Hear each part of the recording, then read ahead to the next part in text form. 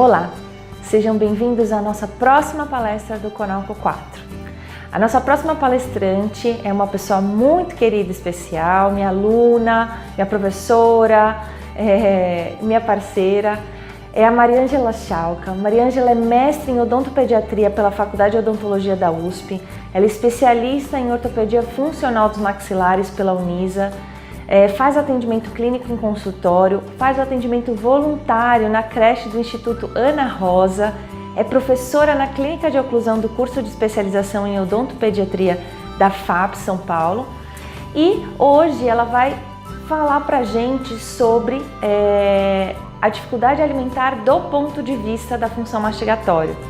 Então a grande pergunta a ser respondida hoje é: será que nossas crianças mastigam bem os alimentos? Fiquem todos com a palestra da Mariângela, tá uma palestra sensacional, eu tenho certeza que vocês vão gostar.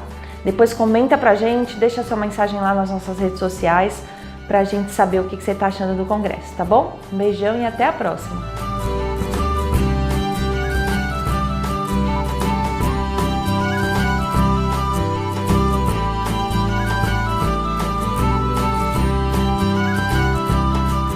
Olá a todos! Sinto-me bastante honrada por esse convite, por poder partilhar esse meu conhecimento que tenho colecionado ao longo dos últimos anos a respeito da função mastigatória, do seu desenvolvimento, e gostaria de trazer aqui para vocês alguns aspectos onde a odontologia vai poder contribuir para os casos de dificuldades alimentares.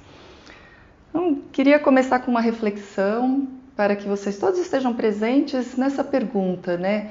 Será que as nossas crianças mastigam bem os alimentos?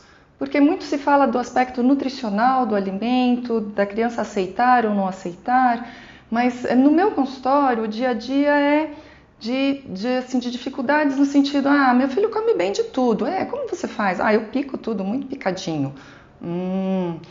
Mas ele come devagar, come rápido, então eu queria trabalhar com vocês essas questões. Porque é justamente isso, né? O prato preferido das minhas crianças é bisnaguinha, purê de batatas. Nossa, mas isso não é nutricionalmente bom, né? Não, tudo bem, mas uma maçã cozida, sem casca, uma fruta muito picada, também será que do ponto de vista do desenvolvimento da função mastigatória não está ali pau a pau com as bisnaguinhas? Queixas como: minha filha não gosta de nada, não come carne. A carne ela mastiga, depois cospe falando que está dura. Então essas são queixas muito comuns no nosso dia a dia clínico e acredito que para muitos de vocês também. Vamos lá, vamos tentar observar isso mais de perto, né? Essas duas crianças são gêmeas.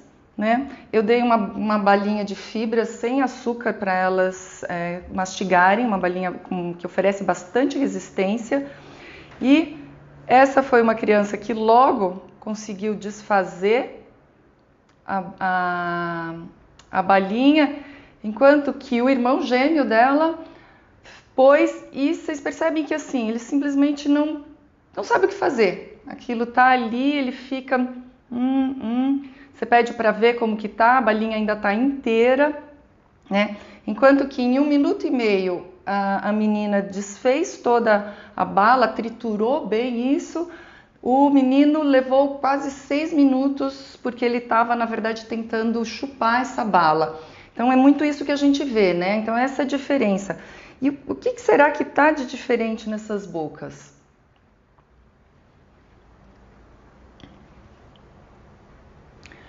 Porque quando vem uma boquinha assim, com algum problema, né, com uma maloclusão, é fácil falar que não mastiga.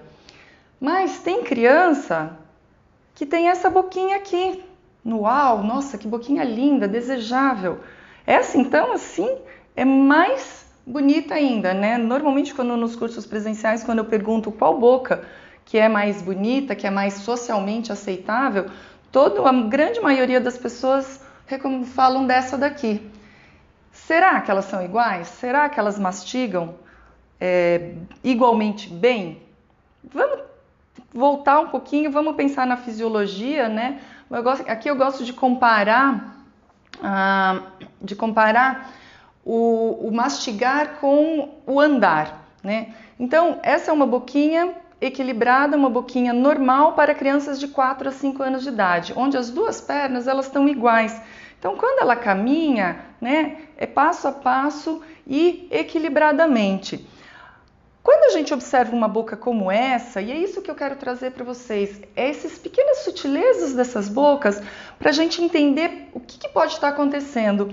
Essa é uma criança que quando põe um alimento na boca, ela mastiga o alimento como se ela estivesse andando num saco de batata. Ela veste esse saco e ela faz esse movimento, né? Essa é uma outra criança que tem, então essa aqui tem uma mordida profunda, é um caso patológico, uma maloclusão. Essa daqui, ela tem uma mordida cruzada, né? O certo são os dentes de fora, de cima, estarem vestindo os dentes de baixo. Nesse caso, em um dos lados, há uma inversão, então é uma mordida cruzada. O que acontece com a mastigação quando a gente compara com a deambulação? É como se a gente tivesse um salto alto e um salto mais baixo, ou então essa criança, ela só faz o trabalho com uma perna, ela arrasta a outra perna, né? Então, uma criança que mastiga muito mais de um lado do que do outro. E o que é o normal, então? Será que isso aqui é normal? Nossa, que horror, né? Mas essa boca tá suja, essa boca é uma boca doente. Do ponto de vista estético, talvez seja doente, mas é uma boca de um índio. Como que será que ela se comporta? Vamos tentar entender, então, essas diferenças. Pegando desde o começo, desde a fisiologia. Quando a criança nasce, a primeira excitação neural que ela tem é da respiração. Então a criança precisa abrir esses pulmões, esse ar entra para dentro desse organismo, uma série de informações vão para o cérebro e aí o cérebro começa a decodificar essas informações, mandando respostas. Normalmente essa criança está com a língua no céu da boca e mesmo que ela esteja com a boquinha entreaberta, não há a passagem de ar por essa cavidade oral. Ela vai respirar pelo nariz. Mas assim, a gente deixa aqui uma pequena dica para as mães logo de começo, que mantenham a atenção para, se a criança estiver com essa boquinha aberta, fechar esse lábio. Toque gentilmente, posicione melhor a cabeça e dê essa informação. Porque da mesma forma como essa criança está descobrindo o mundo, esses contatos, essas coisas que ela vai começando a ter, ela vai criando ações neurológicas que devolvem como ação muscular, né? Então, o lábio estando em contato vai dizer para essa boca que isso tem que ficar assim e esse músculo vai aprender que ele tem que estar em contração, fechando essa boquinha. Isso é um aspecto muito importante que pouco se fala no desenvolvimento. E o ideal é o quê? Que até 6 meses essa criança esteja no peito, que esteja somente no peito, sem água, sem chá, sem nada. E a gente não vai entrar nas questões aí do peito, só por quê? Porque o movimento que essa criança faz no peito, ele é infinitamente superior ao movimento da mamadeira. E nós vamos mais para frente comparar isso. É um movimento para baixo, para frente, para cima e para trás, que vai fazer com que esse queixo ele tenha um estímulo de desenvolvimento das suas ATMs e aquela carinha de joelho que a criança tinha, ela passa a ser corrigida com esse movimento, tá? Logo, a natureza é sábia, ela manda os dentes, primeiro a guia incisal, do tipo, olha, para frente não precisa ir mais. Logo em seguida, ela manda os molares, fala, puxa, já estou comendo alimento, vamos aumentar a potência para essa alimentação. Ele começa a aprender a fazer um movimento lateral. E aí, para esse movimento ter um corpo, ter um movimento ser firme, a natureza manda, depois dos molares, os caninos, que são as presinhas. Por quê? Porque daí esse canino vai modular essa movimentação. E, por fim, com a vinda dos segundos molares descidos, finaliza um total de 20 dentes, e aí essa dentição ela já está pronta para ser amadurecida com uma mastigação eficiente. Por quê? Porque aos 6 anos, essa boca tem que ter dobrado de tamanho para receber os dentes permanentes. Então é aí que começa realmente o crescimento maior. Então aqui retomando, né, o aspecto aqui do vedamento labial, da importância, que a gente já comentou sobre a amamentação, que é justamente isso, né, esse movimento que a criança tendo retrognatismo fisiológico por causa da posição fetal, ela em 6 meses no peito, ela vai e adquire essa equiparação. E eu gosto de deixar essa imagenzinha dos meus cachorrinhos quando a minha cachorra deu cria, porque assim, né, da natureza que não é humana, ninguém duvida. Por que vai duvidar do leite do peito da mãe? Então vamos lá, vamos fazer essa rede de apoio, porque amamentar não é fácil, não é simples e requer todo esse apoio. E ela está no cerne do desenvolvimento da função mastigatória, porque vai trabalhar muitos outros músculos que não acontece quando da sucção artificial. Ok, essa nossa criança então mamou por 6 meses, no ideal, vamos lá, vai começar a introdução alimentar. Então vamos partir do pressuposto que esses 6 meses já foram avaliados, essa criança já está pronta, a gente vai aí ter toda a introdução participativa, o BLW, aí, que vocês já conhecem bem a partir da Aline. Mas o que acontece dentro dessa boca quando esse alimento entra em contato, né? Então assim, a gente colocou um pedaço na boca dessa criança, ou essa criança pôs alguma coisa na boca. A primeira informação que esse cérebro tem que analisar é: esse tamanho está adequado para passar pelos incisivos, para entrar, né, nos rebordos, ainda que não tenha dentes? Se não está, põe para fora, não é para entrar, né? Agora, se entrou, vai ter uma segunda análise em frações de segundo. Qual que é a análise? Pela língua. Para quê? Perguntando se esse material, se isso que foi para dentro dessa boca, que passou essa primeira análise, ela está pronta para ser deglutida ou não. Se é uma coisa que precisa ser processada. Se isso está pronto para ser deglutido, vai acontecer uma atividade de transporte. E aí, simplesmente esse material que foi depositado na boca, seja uma papinha assim, né, toda já processada, toda amolecida, está na língua, a língua só faz esse movimento e engole, esse movimento e engole. Então é um movimento onde predomina a atividade basicamente de transporte. Quando essa resposta está pronto para ser deglutido, tem um peso, tem uma textura, tem um tamanho, o que esse cérebro fala? De jeito nenhum, isso não está pronto para ser deglutido.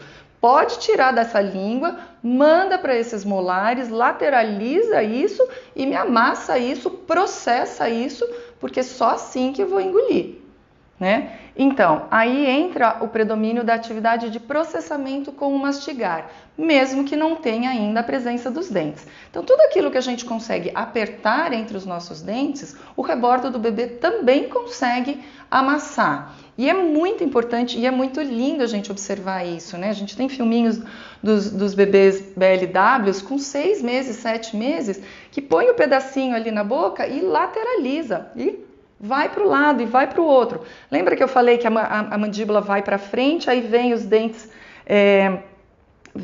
da frente dizendo, olha, para frente não precisa mais. Olha como a natureza é sábia. Quem que ela manda? Os molares, porque está justamente nessa fase. Então, lateraliza isso. Mas também não pode virar uma vaquinha ruminando, né? Que vai para um lado, vai para o outro, vai para um lado, vai para o outro. Aí, logo em seguida, vem os caninos.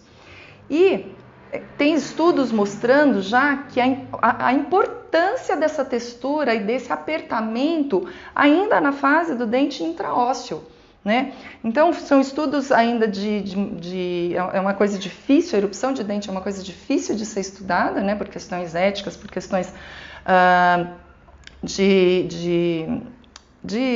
do estudo clínico mesmo. Então, foram feitas análises matemáticas, onde mostraram que nas zonas que tem compressão, você tem reabsorção, e nas zonas que tem tensão, ou seja, que você tem uma musculatura puxando, que tem uma musculatura induzindo essa área, você tem a tensão e a aposição óssea.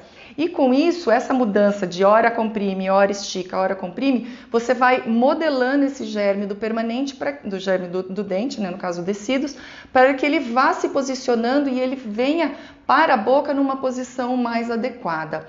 Esse modelo matemático ele é extremamente importante, vocês vão ver mais para frente qual é a interferência que ele dá, essa posição do germe em função da alimentação.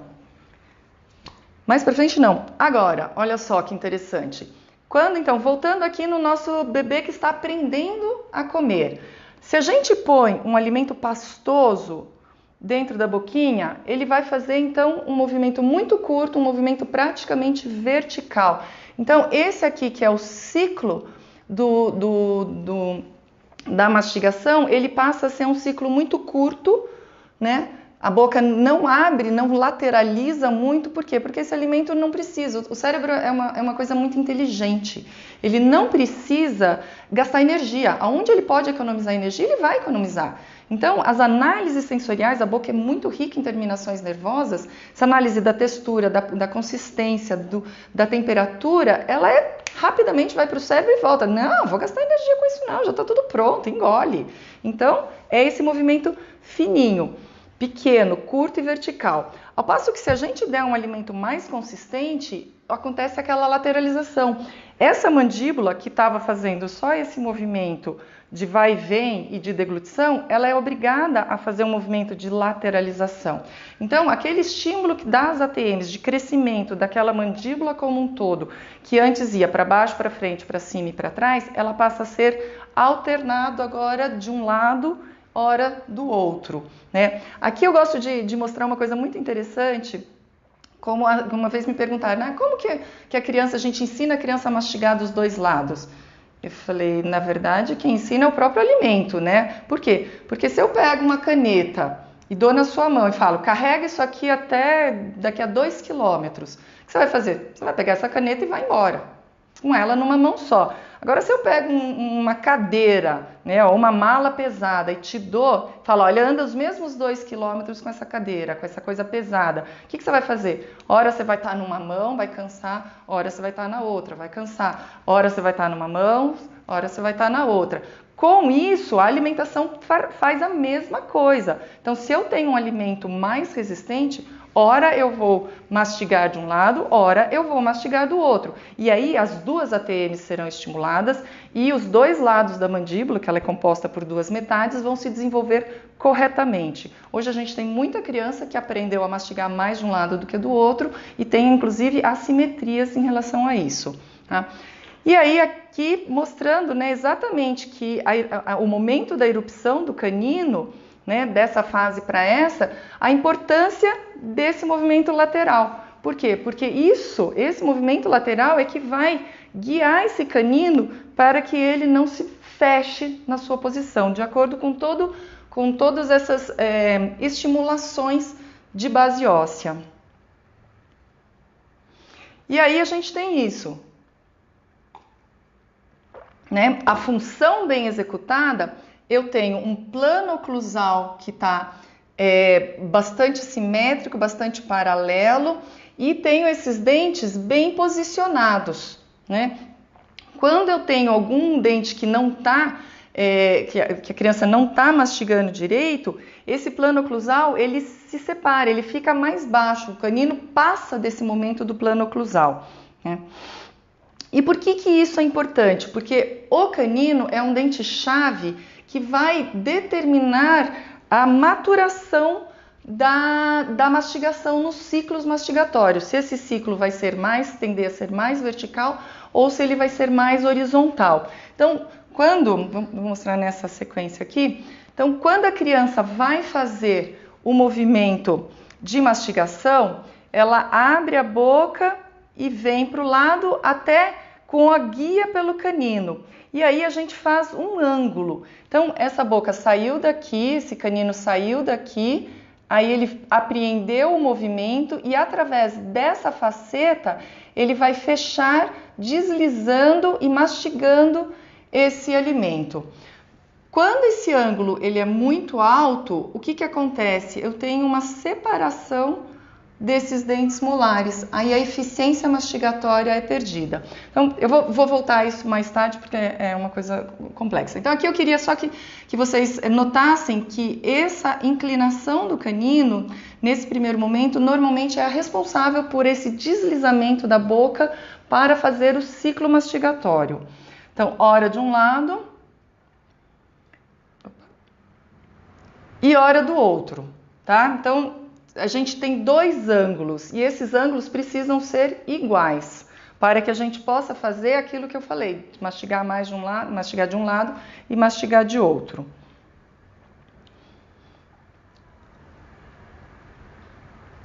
Então, o que é importante quando a gente vai avaliar? Por que eu estou dando... Nossa, mas é muito complexo, né? Tá ficando meio confuso esse ângulos mastigatórios.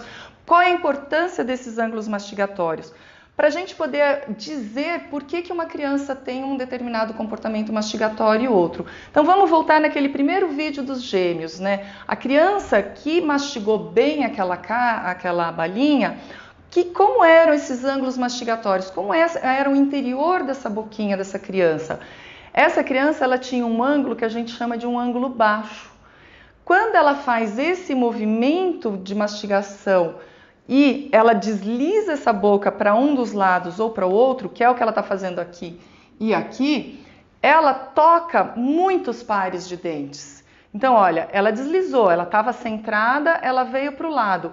A guia dela não fez uma separação desses dentes como da outra criança, né? Então, este ângulo é o que eu falo que isso aqui é um ângulo baixo, isso aqui é um ângulo alto. Por quê? Porque essa guia do canino fez com que essa mandíbula fizesse uma trajetória para o lado, mas para baixo. E a boca é uma tesoura, né? A partir da TM. Quanto mais para o lado e para baixo eu for, mais eu abro na região posterior. Pensem num pedaço de carne, ou na própria bala, né? Ó, essa aqui é o formato da balinha que eu dei. Ela destruiu completamente em menos de 1 minuto. Ele ficou 4, 5 minutos com aquilo que não sabia nem o que fazer. Por quê? Porque quando ele punha... Primeiro que é uma boca que não está treinada a fazer isso, uma criança de 4 anos que nunca comeu coisa muito dura. Mas quando você punha uma fibra aqui, o desencontrar desses dentes faz com que essa boca, para poder espremer essa fibra, ela tenha que voltar até que os dentes se encontrem. Só que aí ela não tem um movimento horizontal para ser feito. Então ela faz o mesmo movimento vertical que ela fazia com a papinha. O que acontece? Eu não consigo desfazer. Imaginem um pilão, põe um pedacinho de bife lá e pega o socador. Se eu fizer esse movimento vertical, o que vai acontecer? Eu vou espremer o suco daquilo. Que é aquela história da criança come a carne e depois cospe. Porque ela precisaria esfregar contra a parede desse pilão para poder desfazer a fibra. Só que ela não tem esse deslizamento horizontal e ela não tem essa eficiência porque os dentes não se encontram. Tá? Então, essa é a importância da odontologia frente às dificuldades alimentares, dos pacientes com dificuldades alimentares, e que a gente pode contribuir muito. Porque ao diagnosticar uma criança que tem um FMP alto, eu não vou chamar essa criança de preguiçosa. Não, ela tem preguiça de comer. Pô, uma sacanagem com a criança, né? A criança não tem capacidade, ela não tem ferramenta para desfazer essa fibra. Então a gente não pode simplesmente rotulá-la de preguiçosa. Vamos fazer um exame funcional dessa boquinha. Como que é? Como são essas guias caninas, né? Isso são aquelas 2 boquinhas que todo mundo achou linda e maravilhosa. Principalmente aquela que todo mundo que eu falo, que todo mundo achou a mais bonitinha, porque os dentes até estão bem pertinho, que todo mundo acha lindo, porque espaçado assim fica meio estranho. Mas essa é uma boca que a gente fala que é bonitinha, mas totalmente ordinária, né? Porque é uma criança que tem dificuldade de triturar esses alimentos. Vamos ver isso na prática, né? Olha, então essa aqui é uma criança que os caninos passaram do plano oclusal. Então, o ângulo funcional dela é um ângulo alto. Só que a gente pegou essa criança com 3 anos e 7 meses. A gente pedia para ela fazer os movimentos. Olha o que acontecia.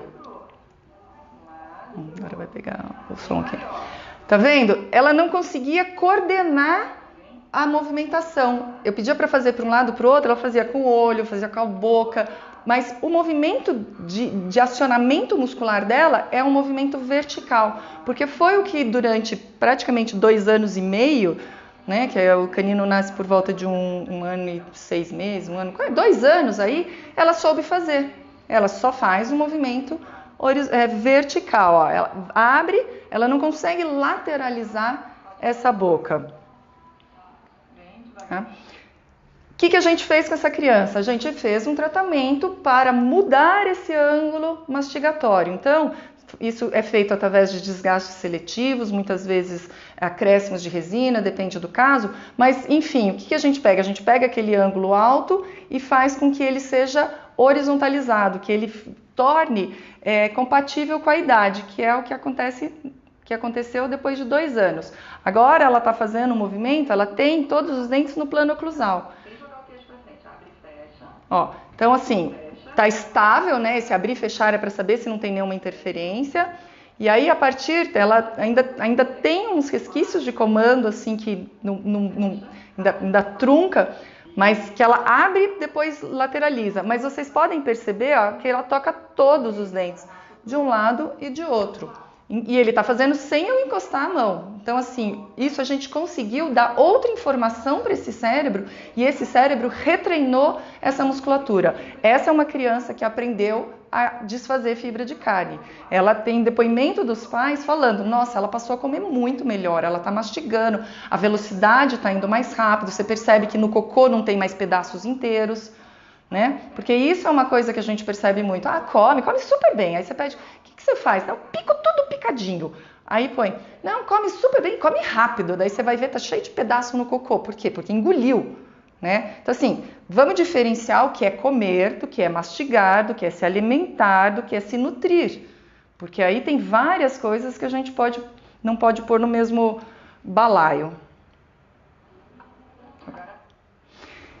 Então aqui, só para a gente poder resgatar, né? Então assim, se todos nós fôssemos índios hoje em dia, talvez a gente tivesse esses rostos mais harmoniosos, mas infelizmente não é o que acontece, né? A nossa alimentação é muito pastosa, a nossa alimentação é muito molhada, muito picada, sem tropeços. As crianças hoje em dia não sabem nem cortar as coisas na frente, né? Não existe o movimento do corte na frente, as crianças já recebem tudo picadinho. Então, vocês podem perceber assim, todas as crianças aqui, todos os jovens aqui, adulto, com lábio fechado, olha o espaçamento desses dentes, né? A proporção da face é bem harmoniosa, todos com selamento, não tem ninguém com carinha de piu-piu, com queixo lá para dentro, que é o que acontece, né? E dentro da boca? Lembra que eu perguntei se essa boca é normal? Gente, essa boca é absolutamente saudável do ponto de vista de oclusão. Eles mastigam tudo, porque mastigam a carne moqueada, a farinha, tudo vai farinha. Então, é assim, para os nossos padrões culturais, essa é uma boca muito feia, né? Mas é uma boca que tem uma mastigação muito eficiente. Então quero que vocês fiquem com essas ideias para que a gente possa olhar uma imagem e olhar um pouquinho além daquilo que a gente está vendo. Então queria que vocês ampliassem um pouco, não ficassem só no óbvio, né? E o que acontece com a nossa cultura? Temos os nossos obstáculos, né? Então quem que que tem filho, que já não passou por uma noite mal dormida, 1, 2, 10, né? Da criança não querer comer porque está nascendo dente. A cultura da mamadeira, às vezes eu falo para as pessoas, dou palestra em berçário, eu falo assim, mas como assim não é para usar mamadeira? Precisa? Eu falei, não, mamadeira não é necessária. A criança, depois de um tempo, ela consegue. Ah, mas ele parou cedo, com 3 aninhos não tinha mais. Gente, 3 anos, 2 anos fazendo esse exercício do padrão vertical, esses caninos travam essa boca de uma maneira fenomenal, né? Vamos lá. Só que é uma coisa que a gente tem que brigar com a cultura. Porque quem vê uma criança dando peito, assim, brincando de boneca e dando peito? Não, muito mais comum isso. Aí você vai ver a boneca tá lá assim, ó, né? Com o buraco da boca, da chupeta, que é uma coisa assim, alucinante. E o que isso acontece dentro da boca? Desorganiza todas as funções, desorganiza toda a musculatura. Então, o bico do peito, ele tem, além da textura ser igual à da mucosa, a plasticidade dele, ele amassa, a criança consegue fazer o que quer com aquilo, vira uma coisa só. Então, a criança, quando vai abocanhar esse peito e fazer todo esse movimento com a língua, essa língua espreme ela ocupa todo esse espaço, ela espreme esse peito e ela modela todo o arco da parte de cima da boca. Coisa que não acontece quando você tem um bico rígido, ou um bico de chupeta, ou um bico de mamadeira, que seja. Por quê? Essa língua abaixa, esse bico ocupa esse espaço, por mais que o leite esteja quentinho, a textura não é a mesma, a sensibilidade não é a mesma, e pior, como o movimento é feito só de uma pressão que é nesse sentido, né? A língua baixa faz com que a musculatura do bucinador atue de fora para dentro, sem ter uma coisa que faça um anteparo. Então é onde começam as atresias de maxila e desorganização de todas as funções, né? Então aquilo que eu falei, aqui um exemplo de uma criança que não teve aquele treinamento de vedamento labial, uma criança que tem bastante uso de chupeta e mamadeira, esse lábio fica hipotônico, fica flácido, ela não consegue vedar, é uma criança que baba muito, não sei se dá para reparar aqui as gotinhas de baba, né? Então são crianças que chegam no consultório da gente com babador. Aí você fala assim, por quê? Ah, porque ela baba muito. Eu falei, então vamos ensinar a deglutir? Porque na verdade a criança só baba porque ela não aprendeu a engolir, né?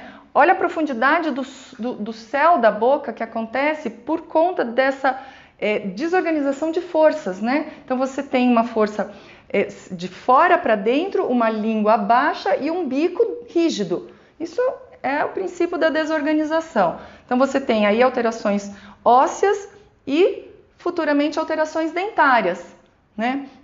Então aqui mostrando bem o canino, que mesmo bonitinho, é daquele mesmo menino que eu mostrei o vídeo, olha a diferença da altura dos molares para a altura dos caninos, né? Esse daqui, o canino veio completamente, esse aqui pelo menos o canino está na vertical, esse aqui o canino está vindo para dentro, completamente errado, na direção errada, a gente chama de torque negativo.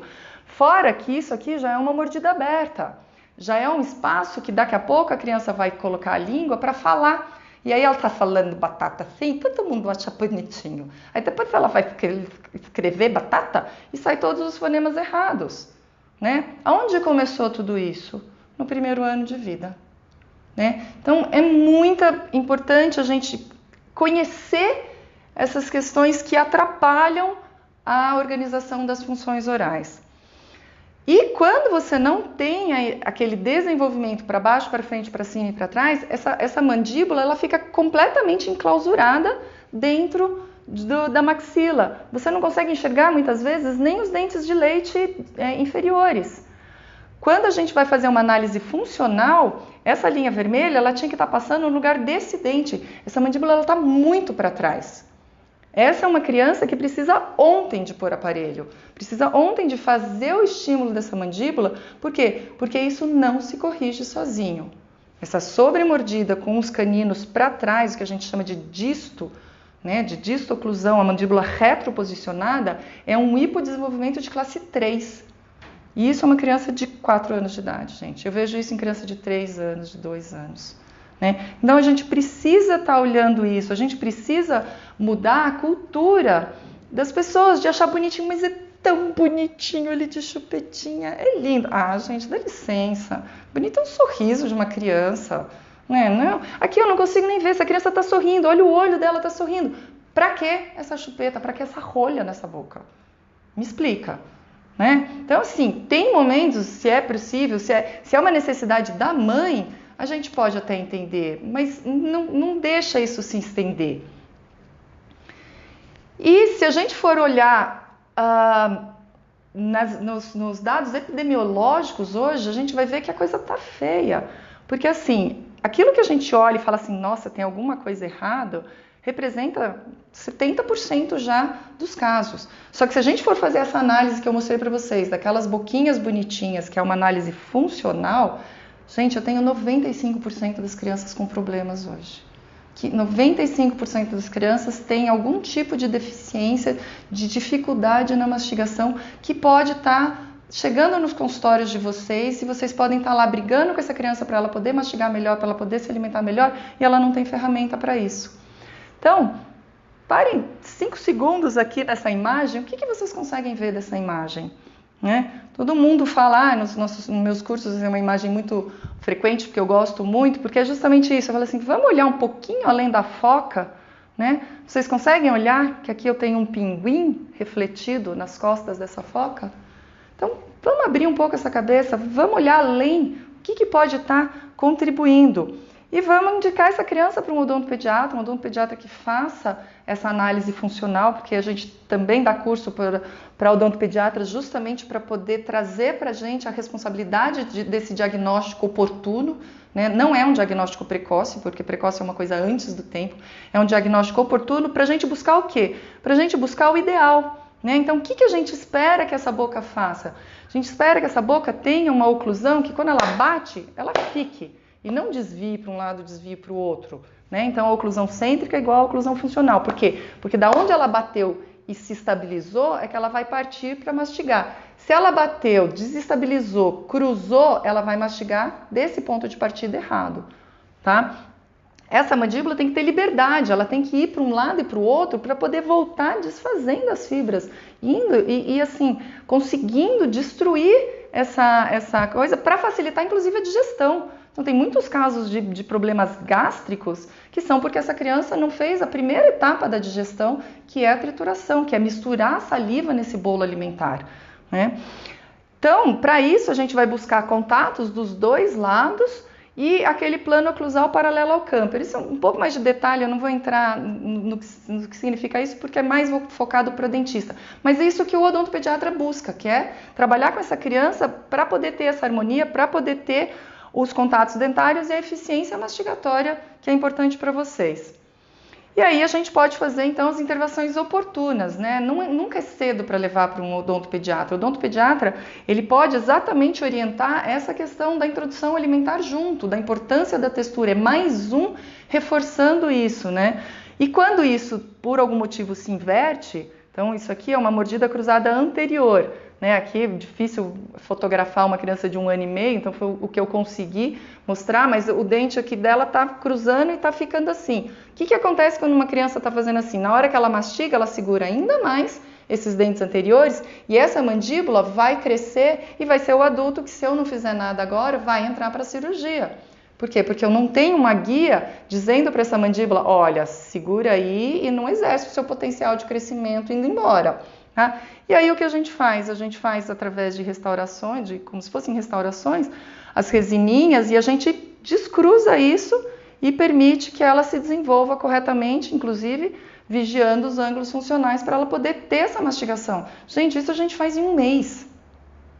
Né? Então, assim, é muito possível você já trabalhar numa criança. Por que eu vou esperar ela ter 3 anos?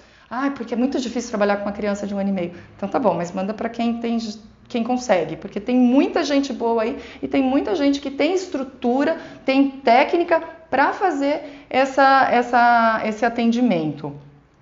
Tá? Da mesma forma, com aquelas mordidas que estavam andando no saquinho, né? Então, assim, vamos tirar, olha a diferença que abre de um lado para o outro. O que essa criança consegue mastigar? Muito pouco. E aí, 4 anos e 4 meses, 5 anos e 2 meses. Olha a quantidade de dente encostando. Olha como no sorriso a gente fez um aumento dessa dimensão vertical. Então a gente tira essa criança dessa sobremordida e permite que essa mandíbula tenha liberdade para exercer o seu potencial de crescimento. Não pode achar que isso aqui é só genética. A genética ela é responsável por 1/3 do que é o potencial de crescimento do ser humano. Tá? Mordidas cruzadas, é aquilo que eu falei, a mandíbula bate, se ela toca só um dente, ela vai ser instável, porque aqui eu estou fazendo um fechamento, e ela vai cruzar. Tá vendo? Então toda essa boca aqui, ela foi jogada para o lado e aí ela se acomodou. E a partir daqui ela vai fazer a mastigação. Agora comparem esses ângulos funcionais. Ela saiu daqui e veio para cá. Ela saiu daqui e veio para cá. De que lado que essa criança vai mastigar? Aonde que ela gasta menos energia e, apesar de estar tudo errado, aonde ela é mais eficiente? Então essa é uma criança também que engana muito. Fala assim, não, mastiga super bem. Aí você dá alguma coisa, ela joga para o lado. Você dá outra coisa, ela joga para o lado. Você dá outra coisa, ela joga para o lado. Ela só mastiga daquele lado, né? E aí a gente tem que esperar para tratar? Olha só, isso aqui é uma moça que não teve essa orientação e ela chegou com essa simetria quando adulta, né? Olha a boca toda cruzada, toda mordida. E onde que começou? Começou assim. E é uma criança, olha, essa daqui nem adulto ainda não é, uma criança de 5 anos. Esse caso é da doutora Maria Isaura, mas não apareceu a idade aqui, mas é uma criança que estava por volta de 5 anos de idade. Olha já a postura de cabeça inclinada, a diferença de mandíbula, altura de olho, mexe com tudo, gente. A mastigação, ela faz um estrago se ela estiver incorreta na harmonia facial. E isso é muito rápido de ser corrigido. Precisa ter a técnica, né? 4 anos e 1 mês. Então, as lateralidades desencontradas, 4 anos e 3 meses, 2 meses depois, essa boca já fecha centralizada, com acréscimos de resina e com os ajustes que a gente fez, a gente já tem os ângulos funcionais, os ângulos mastigatórios equilibrados. E a partir daí a gente vai monitorando para ver se realmente essa criança está conseguindo mastigar dos 2 lados. Então, aquela foca, né, aquela imagem do pinguim é justamente para trazer para isso. A alimentação é muito mais do que só enfiar comida dentro da boca da criança, né? Tem toda uma série de coisas aí relacionadas para que a gente possa dar força para isso. E aonde neurologicamente começa? Começa no primeiro semestre de vida com aquela análise por quê? No segundo semestre de vida, desculpa, gente, no primeiro ano de vida, com aquela análise de tá pronto, não tá pronto, porque é nessa fase que uma estrutura neurológica chamada Central Pattern Generator, né, o sistema central gerador de padrão, para poder fazer a tradução mais próxima do inglês, onde essas células que têm uma característica neurológica de ritmicidade vão ser treinadas para fazer o movimento para o resto da vida, né? Então, quando a gente está agora conversando com vocês, em nenhum momento eu parei e falei assim, nossa, eu preciso respirar. Por quê? Porque a respiração é uma atividade autônoma, né? A locomoção também. Eu não fico pensando que eu vou acionar esse músculo para pôr o pé para frente, para depois transferir o peso para pôr o outro. Isso tudo foi no desenvolvimento, isso tudo foi aprendido durante esse momento de introdução alimentar. Então, isso precisa ter em mente que essa CPG, ela se forma e se estabelece ou para um padrão mais horizontalizado ou para um padrão mais verticalizado, de acordo com o que você oferece para essa criança.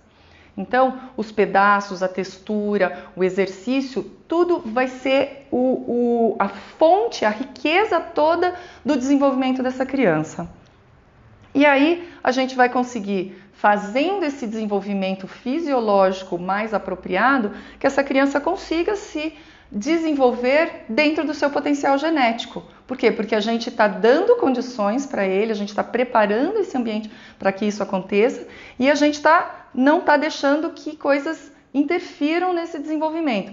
Então, aos 2 anos e 7 meses, embora pareça que ela tenha uma boquinha fechadinha, isso é um padrão normal para a idade. 2 anos e 7 meses acabaram de erupcionar. Ela vai começar a mastigar, mas ela certamente tem um padrão de mastigação laterolateral. E aí ela vai fazendo, olha, aqui ó, dá a impressão que caiu um dente aqui, mas não. Daqui para cá essa criança cresceu. Ó, canino, lateral, central, central, lateral e canino. Canino, lateral, central, central, central e canino. Lateral e canino. Então, esse espaço aqui é o que precisa acontecer aos 7 anos de idade. Se eu pego uma criança de 7 anos de idade com essa boquinha linda, totalmente ordinária, como que vai caber um dente que é 1,5 vezes o tamanho desse daqui, gente? Não pode esperar. Tem que fazer essa boca crescer antes, né? Por quê? Porque daí sim, aqui eu tenho espaço para acomodar esses 4 dentes aqui, os caninos, e essa boca centrada vai se completar por volta de 2 anos, né? Com 12 anos, com os segundos molares permanentes, e depois mais para frente os terceiros molares. Mas é uma boca que se desenvolveu sem recursos artificiais, só desenvolvendo o potencial de desenvolvimento dela fisiológico, o genético, sem interferências. E para terminar com uma boca também com as lateralidades, né? Não é a mesma criança, essa aqui é outra, mas também uma criança que se desenvolveu bem e corretamente e tem a sua eficiência mastigatória muito boa. Olha a quantidade de dentes, que é muito parecida com aquela do índio. só que uma boca dentro dos nossos padrões culturais limpas, né? É interessante ver que aquela sujeira do índio, se tivesse numa boca do civilizado, já teria perdido todos os dentes. Apesar da sujeira, aqueles dentes dos índios não têm mobilidade. Eu, por exemplo, não conseguiria fazer uma extração, não teria força. Tamanha é a implantação, a robustez da base óssea por conta das fricções e da mastigação. Tá? Eu corri um pouco, porque tinha bastante coisa para fazer, o tempo, mas eu vou deixar aqui agradecer a atenção de todos, vou deixar o meu e-mail, se alguém tiver alguma dúvida pode me escrever, pode me procurar, a gente está sempre aí no espaço Fone Colab dando os cursos, para a gente poder compartilhar esse conhecimento, poder espalhar essa visão, esse olhar para essa criança, de que forma que ela seja um olhar conjunto, um olhar de uma equipe, um olhar multidisciplinar. A gente não recebo no consultório só um dente. Eu recebo uma família, essa família tem uma história, essa família tem uma cultura, né? Por que essa mãe não conseguiu amamentar? Por que essa família teve que pôr a chupeta? O que faltou na orientação em relação à mamadeira? Quais eram os medos dessa mãe? Ah, mas eu já tive um caso de alguém que engasgou feio e eu fiquei com medo. Então assim, tem muita coisa que são os nossos medos. Mas, gente, tem muita falta de informação. Né? Eu falo sobre isso, sobre mastigação, as pessoas olham assim, mas como assim? Bebê não mastiga. Não, mastiga sim, vocês viram. Tá bom? Então, muito obrigada mais uma vez. Obrigada, Aline, Fabiola. Tudo de bom para todos.